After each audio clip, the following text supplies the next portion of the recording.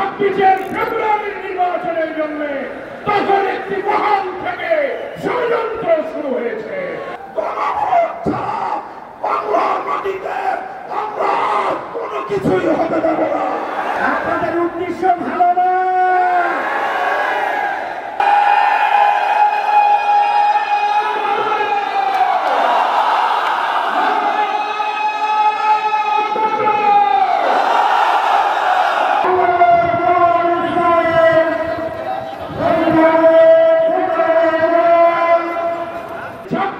ফেব্রুয়ারির নির্বাচনের জন্য তখন একটি মহল থেকে ষড়যন্ত্র শুরু হয়েছে।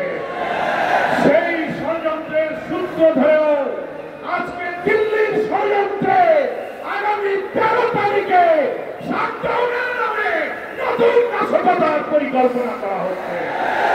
এই সুযোগ বন্ধ করে আমরা সরকারের কাছে আবেদন জানাতে চাই, যারা দাবি করছেন একদিনে গণভোটার জাতীয় নির্বাচন হবে, আমরা বাংলাদেশের সকল সংবিধান বিশেষজ্ঞ একমত। জুলাই জাতীয় সনদে যেসব সংস্কারগুলো একমত হয়েছে, 48টি বিষয়ে সংবিধানের অনেক সংস্কার হয়েছে। দলের প্রধান সরকার প্রধান এক থাকবে না, সাংবিধানিক পদগুলোতে পৃথক অ্যাপয়েন্টিং অথরিটি হবে। বিশিষ্ট পার্লামেন্ট সহ যা যা সংশোধন হয়েছে গণভোটে, তা যদি আইনি ভিত্তি না হয় তাহলে কিসের ভিত্তিতে জাতীয় নির্বাচন হবে? আমরা শুনছি ঢাকার হোটেলে হোটেলে সন্ত্রাসীর অবস্থান নিয়েছে। আপনারা অভিযান চালিয়ে ফ্যাসিস্টদের থেকে গ্রেফতার করুন এবং অবিলম্বে আপনার জুলাই সনদের আইনের ভিত্তির জন্য আগেই গণভোট দিন, তারপর ফেব্রুয়ারিতে জাতীয় নির্বাচনের তফসিল ঘোষণা করুন। আমি স্পষ্টভাবে দেখতে পাচ্ছি বাংলাদেশ আজ দুই ভাগে বিভক্ত। এক ভাগ ৭২-এর বাকশালপন্থী, আরেক ভাগ জুলাইয়ের বিপ্লবপন্থী। আজ বাংলাদেশের প্রতিটি রাজনৈতিক দল এবং পক্ষের কাছে আমার সুস্পষ্ট জিজ্ঞাসা, সবাই যার যার অবস্থান পরিষ্কার করুন। হয় আপনি জুলাই বিপ্লবের পক্ষপাতী, আর না হয় আপনি ৭২-এর বাকশালপন্থী।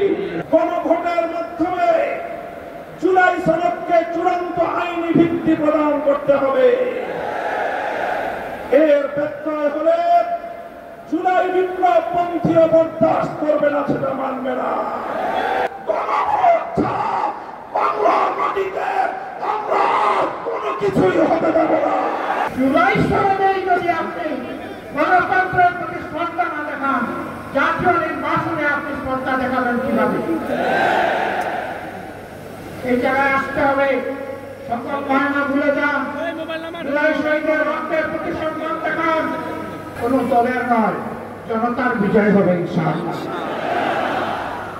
জনতা কি চায় কান থেকে শোনার চেষ্টা করুন। যদি এই ভাষা বুঝতে ব্যস্ত হন, তাহলে নিজের পরিণতির জন্য যে বুঝতে ব্যস্ত হবেন তাকে তৈরি থাকতে হবে।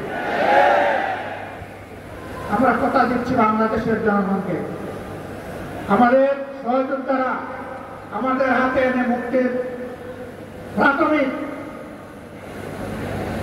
পরিবেশটা উপহার দিয়েছে। আমরা জনগণের মুক্তি আদায় করেই গড়ে ফিরব ইনশাআল্লাহ। বাংলাদেশের ভিতরে উল্লেখযোগ্য যারা কয়েকবার দেশ পরিচালনা করেছে, তার ভিতরে একটা দল হল বিএনপি। আজকে বিএনপি যে গণভোটের ব্যাপারে প্রস্তাব রেখেছে, সেদিন জাতীয় নির্বাচন, সেদিন এটি গণভোট। সম্মানিত আলোচকরা বলেছেন, আপনারা জাতীয় নির্বাচন করবেন কোন আইনের ভিত্তিতে? সেই আইনের ভিত্তি হল জুলাই সনদ যখন আইনে ভিত্তি পাবে, তখন জাতীয় নির্বাচন আইনি ভিত্তি তৈরি হবে। শুধু একটা দল দিন তারা ভোট চায়, কখন? জাতীয় নির্বাচনের দিন। বাংলাদেশের মানুষ বুঝে গেছে